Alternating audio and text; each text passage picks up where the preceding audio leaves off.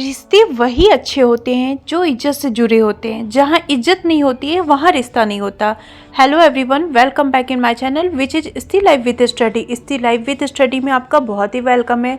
6 मार्च night से ये मेरी स्टडी रूटीन आपके साथ शेयर कर रही हूँ, जो 7 मार्च इवनिंग तक की रूटीन आपके साथ ऑनेस्ट शेयर करूँगी। जो भी मेरे चैनल पे न्यू है उन लोगों को बता देती हूँ, मैं टीजीटी साइंस की प्रिपरेशन कर रही हूँ बीपीएससी 4.0 के लिए, और अपनी ऑनेस्ट स्टडी रूटीन आप लोगों के साथ शेयर कर रही हूँ।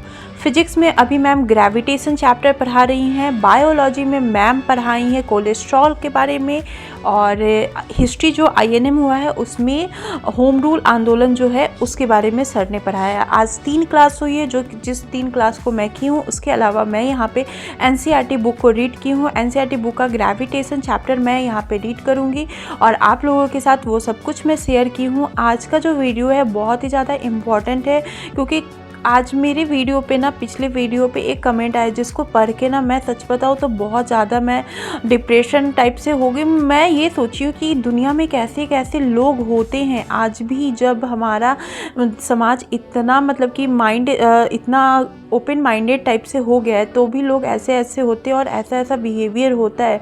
क्योंकि हम लोग अपने आसपास जहाँ रहते हैं ना, वहाँ अगर अच्छे लोगों को देखते तो हम लोगों को यही लगता है कि सब अच्छे हो गए हैं, ज़माना बदल गया है। लेकिन आज भी है ना, बहुत सारे ऐसे लोग हैं जो इस घुटन भरी लाइफ में घुट घुट के जी रहे हैं। लास्ट वीडियो में जो कमेंट आया है ना, उसको आप लोग भी पढ़ोगे ना तो आप लोग भी हिल जाओगे। उनका कमेंट है ना कि हेलो दी, एक बात शेयर करना चाहती हूँ, प्लीज़ रिप्लाई कीजिएगा। आपको जब टाइम मिले दी, समझ नहीं आ रहा है कैसे बोलूँ, बट मुझे बिल्कुल भी समझ नहीं आया, तो मैं बस आपसे पूछना चाहती हूँ मुझे क्या करना चाहिए दी। मेरे और मेरे हस्बैंड के बीच का रिलेशन बिल्कुल भी सही नहीं है। हर बात पर मेरे गलती ही निकालते हैं और हाथ तक उठा देते हैं। टॉक्सिक हो गए हैं। इनकी फैमिली का हर बात सही, मेरा हर बात गलत, बहुत निगेटिव बात बोलते हैं मुझे। दी मैं बच्चे के लिए ऑलरेडी इतना परेशान रहती हूँ, ना ही मुझे अच्छे डॉक्टर से दिखाते हैं और ना ही मेरा सपोर्ट करते हैं। हर बात पर अब्यूज करते हैं और हाथ उठाते हैं। समझ नहीं आ रहा है दी, क्या करूं प्लीज़ दी बताइए। मैं क्या अपने मायके चली जाऊं? क्या मम्मी को भी हर बात बोलती हूं तो उनको भी बहुत टेंशन होता है, रोते रहती हूँ। क्या करूँ दी, ऐसे सिचुएशन में कैसे पढ़ाई हो सकता? तो ये बात सच है कि ऐसे सिचुएशन में आपकी क्या किसी की भी पढ़ाई नहीं हो सकती। अगर मैं अपना ही बताती हूँ कि अगर मेरे हस्बैंड और मेरी एक दिन क्या 1 घंटे बात नहीं होगी तो मैं पढ़ाई नहीं कर पाऊँगी। मेरी इतने अच्छे से स्मूथली मैं स्टडी इसीलिए कर पाती हूँ क्योंकि मैं अपने हस्बैंड के साथ अच्छे से रहती हूँ। मेरी उनसे अच्छे से बातचीत होती रहती है। और क्योंकि हस्बैंड, शादी के बाद हस्बैंड एक ऐसा इंसान होता है ना जिसके साथ आप अपने सारे गम, सारे सुख दुख शेयर कर सकते हैं, हर चीज़ शेयर कर सकते हैं। इवन छोटा सा भी पेन होता है ना, वो आप अपने हस्बैंड के साथ शेयर कर सकते हो। किसी और के साथ शेयर करने में 10 बार आपको सोचना पड़ेगा, लेकिन आप अपने हस्बैंड के साथ ईजिली शेयर कर सकते हो।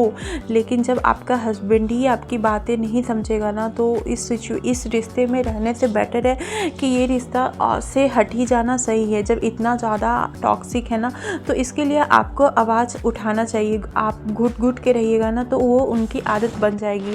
और खुद में हिम्मत रखिए। और एक बात और, आसानी से ना कोई भी रिश्ता नहीं टूट सकता है।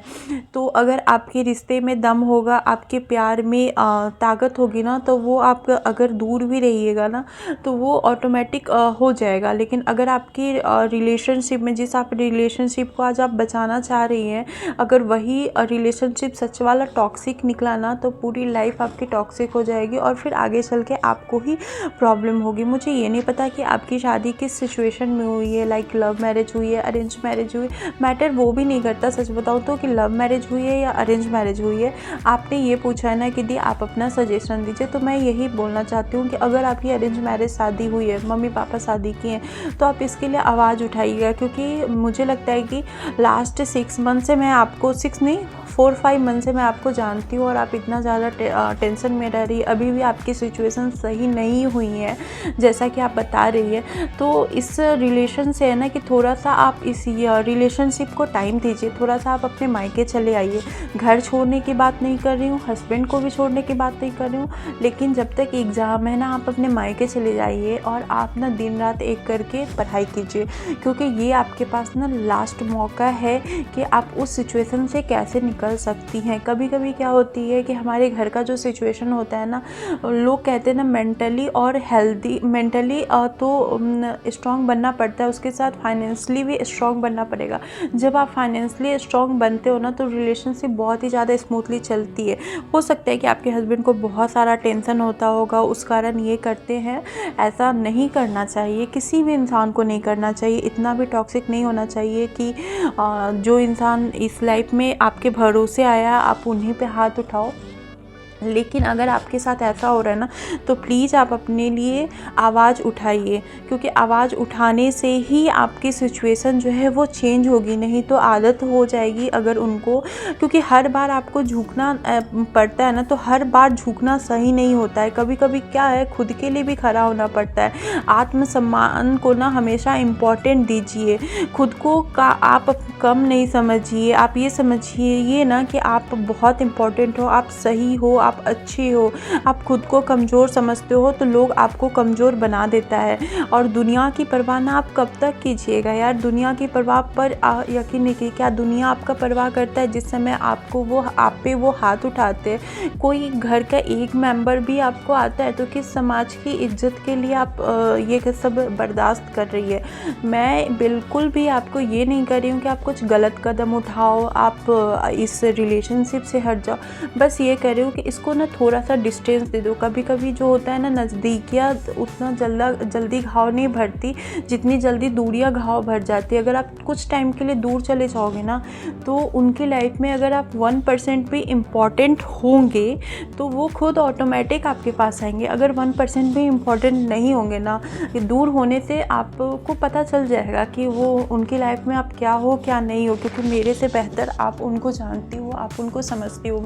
मैं तो बस आपके कमेंट पर ही और उसी को देख के मैं उनको जज की हूँ, लेकिन आप उनके साथ दिन रात रहते हो तो आप उनका नेचर बहुत ही अच्छे से समझते हो। और अभी का जो टाइम है आपके लिए बहुत ही ज़्यादा प्रीशियस टाइम है, तो इस टाइम को यूटिलाइज कीजिए। आप इतना टेंशन में नहीं रहिए, आप अपने मायके चले जाइए अच्छे से, इज्जत से। मतलब कि जैसे मम्मी पापा जो सास ससुर इन लॉज के साथ रहते हैं उनको बोल के अच्छे से आप इज्जत से मायके जाइए। 2-3 मंथ के लिए जाइए, जब तक एग्ज़ाम नहीं होता है तब तक। और वहाँ जाके दिन रात एक करके पहले तो आप जॉब हासिल कीजिए, उसके बाद देखिए कि उनका नेचर जो है वो पहले वाला है ही है या फिर उनको आपकी इम्पोर्टेंस का पता चला है। अगर उनको आपकी इम्पोर्टेंस का पता चला है ना तो उसके बाद प्यार से उनको समझाइए, उनके साथ टाइम स्पेंड कीजिए और अपनी लाइफ को हैप्पली मतलब कि स्पेंड कीजिए, क्योंकि लाइफ को ना हैप्पली बहुत ही ज़रूरी होता है स्पेंड करने के लिए। और हस्बैंड वाइफ का साथ होना बहुत ज़्यादा ज़रूरी होता है। रिश्ता बनाना बहुत ईजी होता है, रिश्ता टूट 1 सेकंड में जाता है। तो इस रिश्ते को बिल्कुल भी मत तोड़ने की कोशिश कीजिएगा। अगर इस रिश्ते में प्यार है तो, अगर प्यार नहीं है तो फिर रिश्ता, उस रिश्ते का कोई फ़ायदा ही नहीं है और वो रिश्ता ना घुटन सी होने लगती है। तो डिसीजन आपको लेना है कि आपको करना क्या है। अपने आत्मसम्मान के लिए ना हमेशा खड़े रहिए और खुद को महत्व दीजिए, क्योंकि आपको अपने आप को इम्पोर्टेंट देंगे तो दुनिया आपकी इम्पोर्टेंट देगा। जब अपने आप को इम्पोर्टेंट नहीं दोगे तो दुनिया आपकी इम्पोर्टेंट नहीं देगा। और आज का ब्लॉग यही था कि पढ़ाई हुई और दोपहर क्या 2-3 बजे के करीब मैं बाहर चली गई थी और बाहर वहीं पे गई तो फिर यहाँ पे आज मेहंदी भी लगा और एक कंपटीशन टाइप से होता है ना मॉल के बाहर में, तो वहाँ पे मुझे कप भी मिला। तो काफ़ी ज़्यादा अच्छा भी दिन था और पढ़ाई भी हुई, बाहर भी गई तो अच्छा लगा, मन लगा। तो अब मिलूंगी किसी और स्टडी ब्लॉग में, तब तक later bye bye, take care.